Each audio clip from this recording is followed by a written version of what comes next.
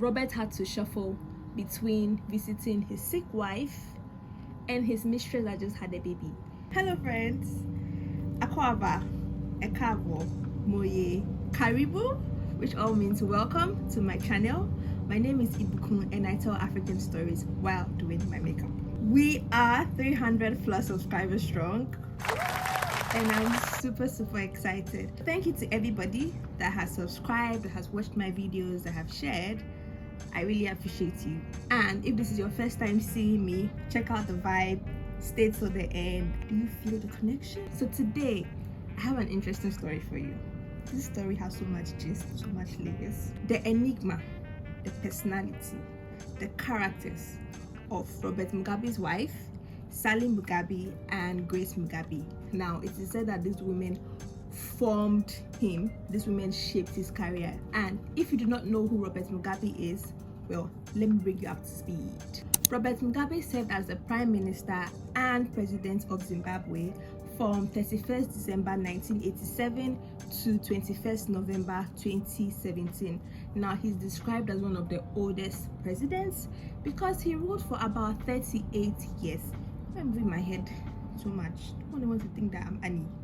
Until he was forced to resign in November 2017. Okay, so let's get into the story, but first we'll have to go to 1957.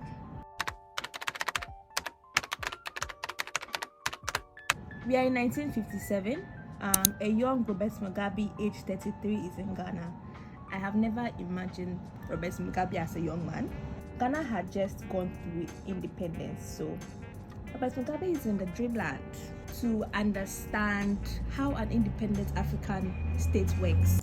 So Robert was living in Takoradi, which is in the western region of Ghana. Apparently he was a teacher in the Takoradi Teachers Training College. So I tried to find pictures of the school, but I don't think the school exists anymore. So that's where Robert Mugabe meets and falls in love with this beautiful, stunning Ghanaian woman. I mean, I'm not even surprised, Robert, because I mean, have you been to Ghana? Have you seen the women in Ghana? I mean, look at me. Look, I mean, just ignore a few of the pimples here and there, but I'm stunning. And Ghanaian women are stunning, period. She was also a teacher in the school. Robert Mugabe was doing office romance. So who is this woman that Robert Mugabe has met? So Sally was born on the 6th of June 1931 in Gold Coast. That's what the colonizers named Ghana. So Sally was born to John Hayfron and maybe Patricia Hayfron. Now apparently her father was a very popular horticulturist and he was known or renowned for his gardens. So Sally had a twin sister called Esther. Sally grew up in this really political conscious family. Sally's grandfather was Peter Awuno Rena. Now he was a lawyer and apparently he was one of the first presidents of the Ghanaian bar. Then Sally went to Achimota school to get her secondary education, and then she went to the university. She's a smart girl. She's a resourceful girl. She got brains on her. And afterwards she graduated to be a teacher and was teaching in the Takoradi Teachers Training College when she met this very handsome Zimbabwean man, Robert. And they began a relationship. Now it's said that their relationship grew rapidly, and when Robert was going to go back to Zimbabwe, Sally was like, I cannot live without you. And Sally girl, I relate. I really relate to the struggle. So Sally followed Robert and then they got married in Salisbury in April 1961. So remember I said earlier, Sally grew up in this really political conscious family because of her grandfather. So immediately she went to Zimbabwe. Hi everybody, who's from the future here. So I'm editing the video and I just want to make a quick clarification. So I'm saying Zimbabwe, but at that time the country wasn't known as Zimbabwe, it was known as Rhodesia. So up until Robert Mugabe becomes president, please, when I say Zimbabwe, I actually mean Rhodesia. Okay, thank you. Enjoy the story. With Robert, she immediately joined the fight. Now, Zimbabwe was colonized by the Britons. So Sally joined her husband in political activism and just trying to fight for the independence of the country. In 1962, she had mobilized like a group of women to fight against the Rhodesia Constitution, and then she was arrested and charged with sedition. They sentenced her to 5 years imprisonment, but she didn't serve all that time. I think like she ran away. In 1963, Sally gave birth to her only son, Namozenyika. I'm so sorry if I mispronounced that. But he was also known as Namo. So she gave birth to him in Tanzania. Namo would later die. So sad. After struggling with a severe bout of malaria in Ghana on Boxing Day in 1966. So Robert was arrested a year after his birth for subversive speech against the government. He was serving a 10-year jail term and he wasn't able to attend the funeral. A year after his death, Sally went into exile in London, where she campaigned and lobbied against the British members of parliament for them to release her husband and other political prisoners in Zimbabwe. So Robert was released in 1975 and Sally went back to be with her husband. Of course, she misses him.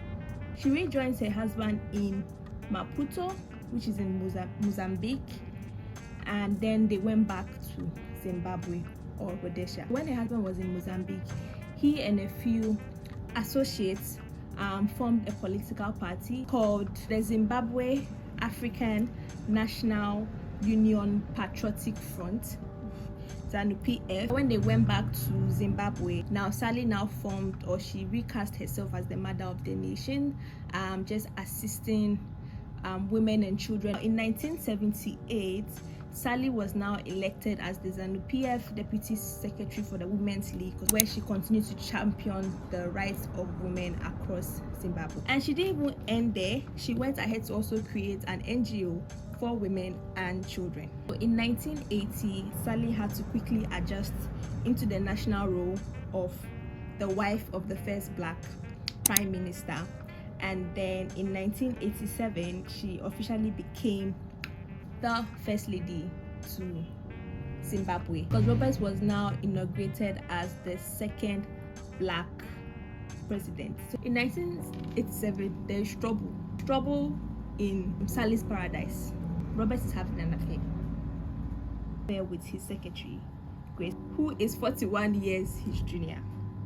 Robert is going around saying that, well, Sally knew about this affair. Sally is the one that even gave me her blessing because she can't have any more children and she knows that I need to give my parents children. And Sally, on the other hand, is devastated when she hears this news, because not only is he having an affair, he has also gone ahead to make this woman pregnant. She was very distraught by the news. She was heartbroken. She went to her friend and was like, why would he do this to me? After everything I have done for him, after everything, why would he choose to embarrass me and hurt me like this? This shows the element of cruelty in him. Sally has broken down, but what can she do? Can she leave him? She cannot embarrass her husband like this. She cannot leave him out to the wolves, because imagine the headlines. First Lady leaves president, accuses him of infidelity, impregnating his secretary. Now that would be too much embarrassment for Robert. Even after everything that has happened, the heart of a woman, she still loves him. So she stands by her man and she supports him and she sticks with him to the very end. In the 90s, Sally is diagnosed with cancer and she passes away on the 27th of July 1992 of kidney failure. So sorry, Sally, may your soul rest in perfect peace.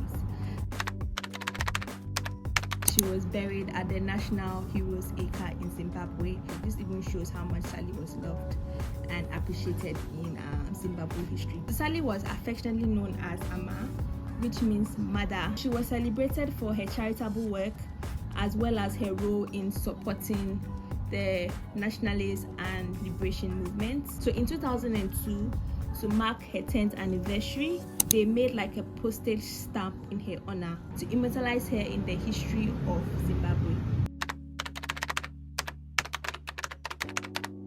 So Grace was born in Menoni, South Africa on July 23rd, 1965 to migrant parents Johnston and Ida Marafu. So they left Zimbabwe to South Africa looking for like better opportunities. When she was 5, her mom moved back to Zimbabwe while her father stayed in South Africa to fend for the family. Grace is like the youngest of 5 siblings. So Grace attended primary school in Shivu and then Christe Mambo Secondary School. At age 18, Grace got married to a Zimbabwe Air Force pilot. Now his name was Stanley Boraze. A year later, she had her first son called Russell. At age 20, Grace had hit the job of a lifetime, a job that would shape her life. Like nothing will ever be the same. Grace was a secretary at the State House where she struck a very unlikely friendship with a very unlikely person, the president of Zimbabwe, Robert Mugabe. So while she was 20, Robert was like 61. Moving on, she sort of took an interest to her, like asking her who she is, does she have any kids, is she married, what's her star sign. Yeah, questions like you ask people that you want to get to know. And I'm thinking that Grace is very naive about the whole situation because again, she's just 20 and he's 61 years. I can't speak for them, but Grace would say that she thought it was innocent. The Q&A graduated to something more serious. It grew to friendship, and from friendship it grew into, can I see your panties? They started having an affair. He's still married to Sally, and Grace is also married to Stanley. Then boom, Grace gets pregnant, and then she has her first child, a daughter called Boma. So apparently Boma is named after Robert's mother. So when Grace had Boma, Sally was admitted in the hospital. So Robert had to shuffle between visiting his sick wife and his mistress that just had a baby. Like, these guys are just very, very, very messy. Grace has another child. So this whole time that she's having kids, she's still married to Stanley. Still, they're keeping the news hush. Not a lot of people know about this.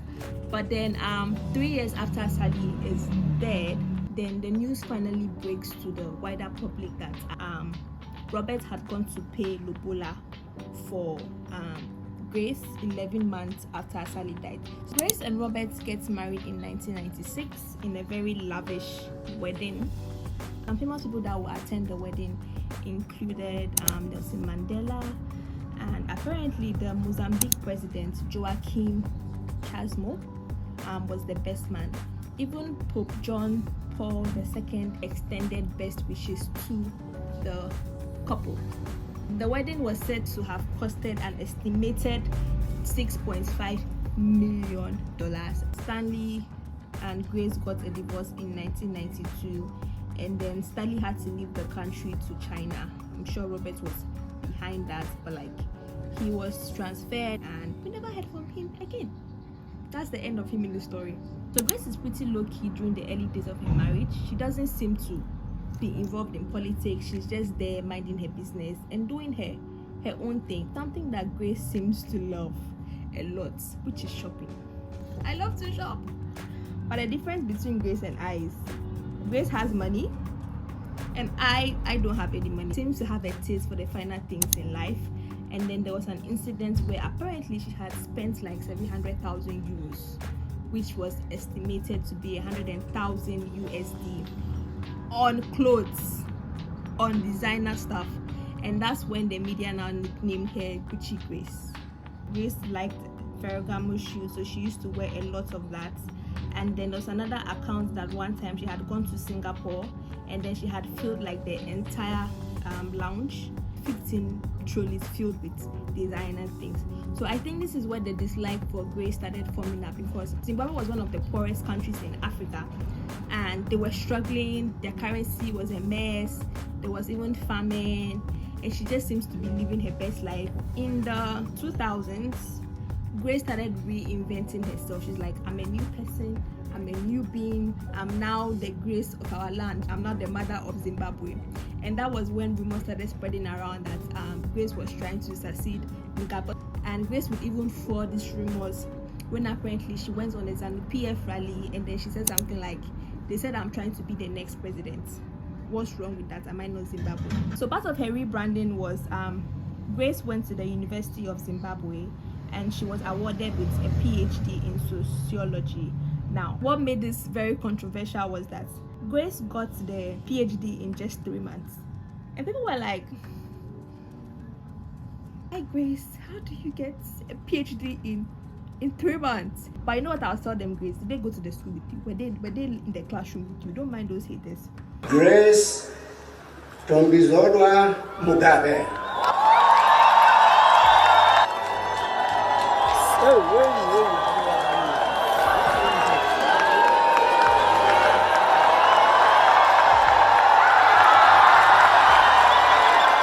So what even made matters worse is that she had a PhD, but like nobody knew or saw her thesis. Now, the Generation 40 are a group of politicians, young politicians that are aligned with Mugabe, but they also believe that the next president of Zimbabwe should be someone that is young and agile and far away from all of that liberation and war. Like, they wanted someone with a fresh outlook. And who else has a fresh outlook than Grace Mugabe? However, for Grace to become the next president of Zimbabwe, she has to be nominated, or she has to be appointed by Mugabe, because Mugabe is in his 90s now. He's an old man. Like, he really needs to step down. The country is a mess. So they need somebody that needs to do the work, right?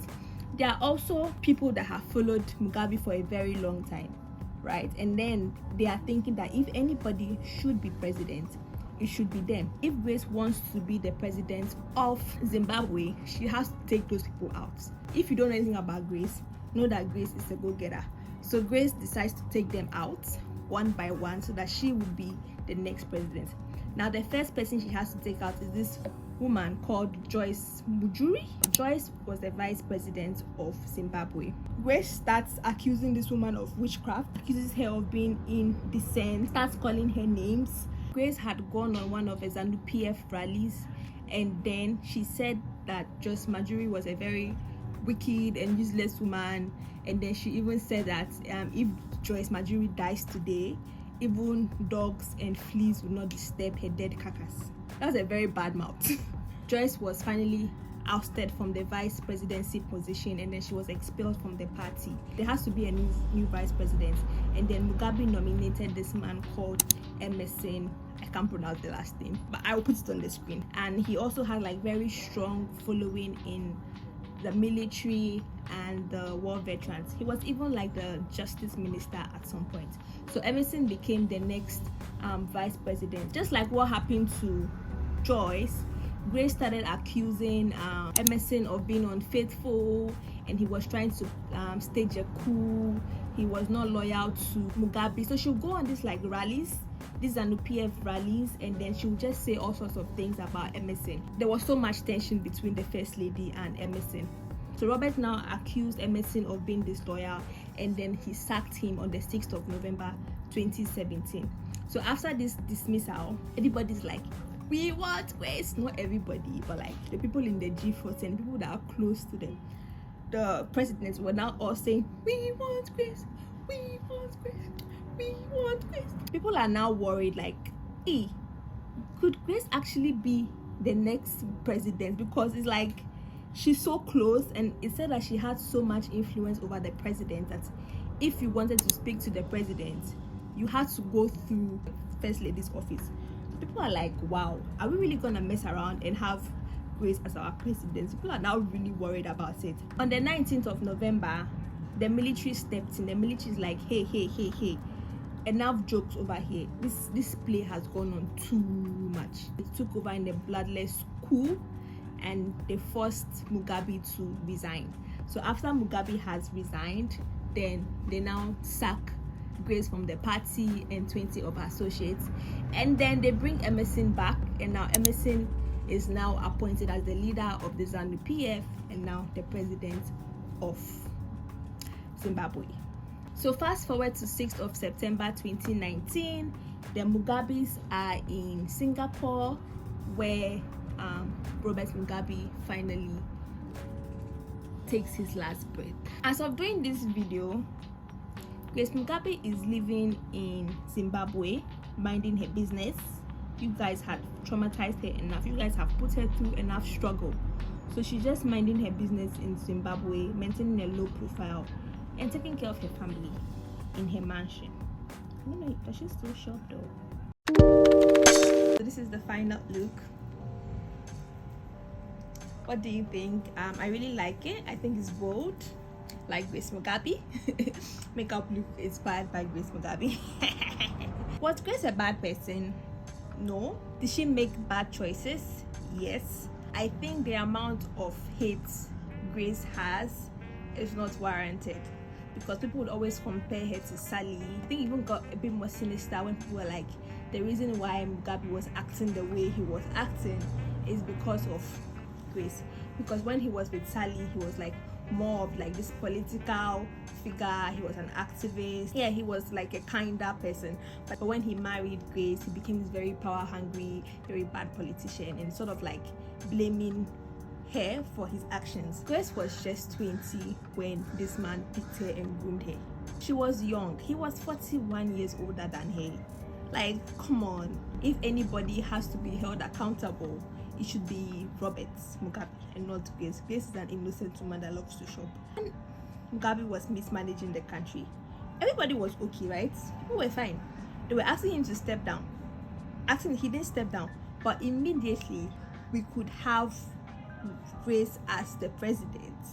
That's when the military said, hey, enough of this joke. So can you also say that people hate women?